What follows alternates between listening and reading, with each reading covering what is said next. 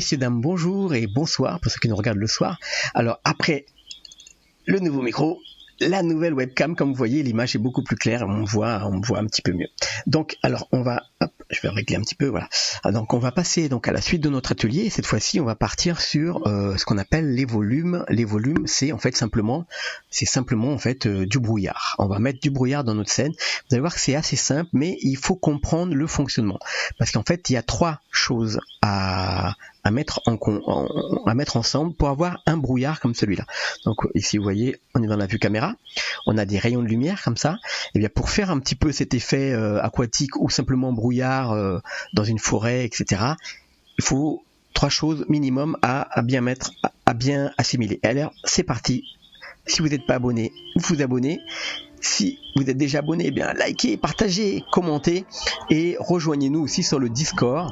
Voilà. Et vous avez en lien aussi d'autres liens sur ma chaîne. Dans chaîne, vous allez voir, il y a des liens des chaînes amis. Alors c'est des copains du Blender Clan, c'est des copains maintenant du Discord aussi, et c'est des Français, des francophones qui font aussi des tutoriaux un petit peu comme moi. Et donc je vous invite à aller les regarder. Alors, on ouvre un blend tel qu'on l'avait. On ouvre le fichier tel que nous l'avions laissé. Voilà, on a notre hippocampe.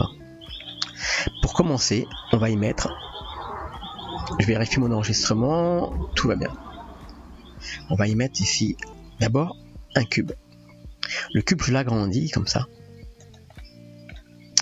Et je fais S dans les Y pour la profondeur. Hop.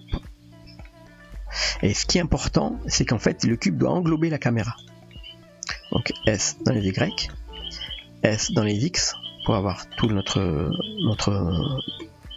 environnement.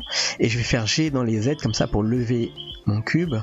Voilà, pour que ça rentre. Parce qu'en plus, ce qu'il y a en dessous, c'est pas trop important. Hein. Voilà. Donc là, on a englobé donc notre scène avec ce cube. Pour qu'on soit pas embêté lorsqu'on sort comme ça en vue de profil, eh bien on va, je fais CTRL Tab. Hop. Ce qu'on va faire, c'est qu'on va aller ici dans les paramètres de l'objet, dans les propriétés ici, et je vais changer. Alors déjà, je peux mettre le nom ici, je peux mettre environnement. Hop, voilà. Et ici, au niveau de la visibilité, Viewport Display, tout en bas, au lieu de texturer, on peut passer en bound. Voilà, comme ça vous avez un bloc comme ça. Voilà, et ça c'est l'objet. Voilà. Maintenant, on va lui ajouter une nouvelle matière. Donc la matière ici new, ou alors ici dans les matières new, hein, c'est pareil. Donc là, on a une matière. Et à cette matière, hop, on va, ma souris, on va lui mettre, vous avez vu, il y a une entrée volume ici. Et bien cette entrée volume, vous la retrouvez ici dans la matière, ici à volume. Si vous cliquez ici dans volume et vous rentrez tout de suite volume scatter, et bien vous avez la même chose que si vous alliez ici add et que vous faisiez add shader volume scatter. Alors si vous faites volume scatter comme ça, vous devez le relier, alors que ici, par ici, vous faites ça et c'est déjà relié.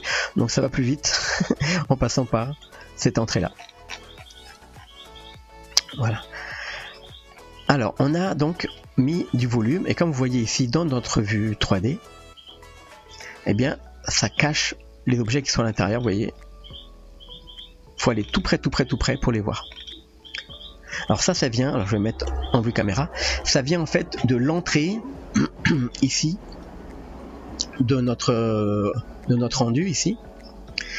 Vous avez, alors déjà film transparent j'enlève, ça c'est moi qui fais mes pré-réglages comme ça. Ici vous avez volumétrique. Dans volumétrique, je vais vous montrer, vous avez le début et la fin du brouillard. Alors vous avez vu, alors notre monde ici, je sais pas combien de mètres il fait, de là à là. Voilà, mais ça, bon, c'est assez grand ici, mais ça doit faire voilà 20-30 mètres. Hein. Voilà, presque 20 mètres. Donc ici on va mettre, chaque cube en fait c'est 10, 20, 5, 10, 15, 20, je crois que c'est 5 là, parce que 1, 2, 3, voilà, chaque petit cube c'est une unité, et donc chaque grand cube là c'est, voilà, tout ça, ça fait 20. Donc ici on va mettre le départ, par exemple par rapport à la caméra, on va mettre ici le départ, pour que le départ ici soit là à peu près, on va mettre 10, ici, et l'arrivée ici à peu près à 15. Donc là, si je regarde dans la vue caméra, déjà on voit notre hippocampe, on le voit mieux à l'intérieur. Donc si je recule encore ici la caméra, je vais mettre à... Ah ben là on le voit, vous voyez ici, alors, dans la vue caméra ici, vous voyez un trait. Alors si je fais comme ça, vous voyez que ça s'avance ou ça recule, mais c'est la profondeur ici du départ du brouillard. Donc on va mettre à peu près comme ça. Donc pour qu'on voit l'hippocampe. Et 15 mètres, c'est la profondeur ici pour qu'on la fin du brouillard. Vous voyez? Voilà, comme ça on peut voir un petit peu les cailloux dans le fond. Donc là par contre, si je mets en mode rendu ici, je mets en mode rendu, tac. Vous voyez, c'est quand même trop puissant. Donc là, ce qu'on fait, la densité, on la met on la diminue. Je crois que j'avais trouvé 0,1, c'était bien. Donc on va tester. Donc ça prend du temps à se réactualiser. Où je passe dans la vue de profil et je me remets dans la vue caméra, ça se réactualise plus vite. Voilà, là on a un brouillard qui est beaucoup plus doux. Là, je vais enlever cette lumière ici, X. Delete. Voilà.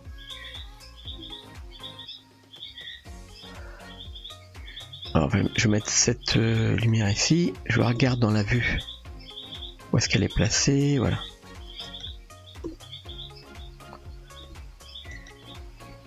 Ok, là j'enlève pour cette lumière, je vais lui enlever l'ombre et je vais mettre une nouvelle lumière ici, Shift A, un sun. Voilà, je fais G, hop. Et là le sun, je vais le booster un peu, je vais le mettre à 100. Voilà, donc là on a les volumétriques déjà, que vous voyez ici au niveau des algues. Si je tourne comme ça, bon alors c'est pas très joli, donc ce qu'on va faire, c'est qu'on va, hop, pour l'instant, alors pour pas gaspiller trop de ressources, on repasse ici en mode shading, et je vais ajouter tout de suite ici, pour avoir cette lumière avec des petits trous. Alors pour faire les petits trous, moi je vais mettre un plane, je fais S. Alors c'est une astuce comme ça que j'avais trouvé, et vous pouvez la retrouver dans les bases de Blender, dans ma playlist les bases de Blender, et vous allez voir comment faire cette petite astuce avec des lumières qui bougent comme ça sous l'eau, c'est comme si vous aviez des rayons de lumière qui bougent comme ça. Donc pour faire cette astuce là, vous allez dans les bases de Blender et vous allez voir, vous faites une recherche avec lumière volumétrique ou aquatique, ambiance aquatique, voilà, c'est dans Tips. Alors ici on a le plane, on appuie ici sur la touche N et on va prendre ici les options de transparence à clip et clip pour l'ombre. Donc ici en fait si on met une texture, vous allez voir, et je vais mettre une texture tout de suite ici, wave, et je vais agrandir la texture wave ici, on va la relier ici à notre alpha, la transparence. Donc si on regarde ici, vous voyez, ça fait tout de suite ça. Et là, si on prend la distorsion et on bouge comme ça, eh bien on a l'effet ici aquatique, avec les ombres aquatiques.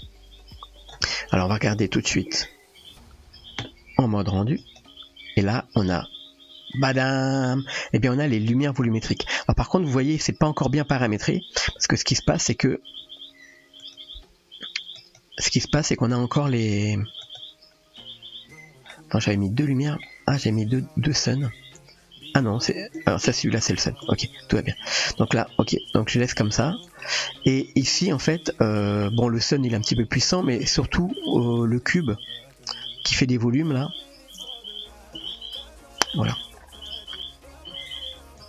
Il est un petit peu violent aussi. Alors déjà, je peux descendre ici la base de la couleur. Ici, je peux mettre un petit peu de bleu. La couleur de mon volume, pardon. Je vais mettre un petit peu de bleu. Voilà. Ça donne une petite ambiance un peu bleutée. Là, 0,1, c'est encore un peu violent, donc je mets 0,05 pour voir. Alors ça prend du temps, ça se réactualise.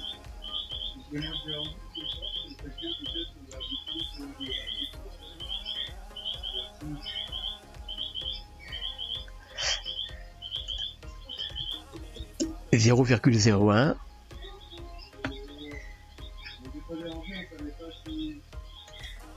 Il y a du monde qui est arrivé, donc il y a ma fille qui est en train de le recevoir.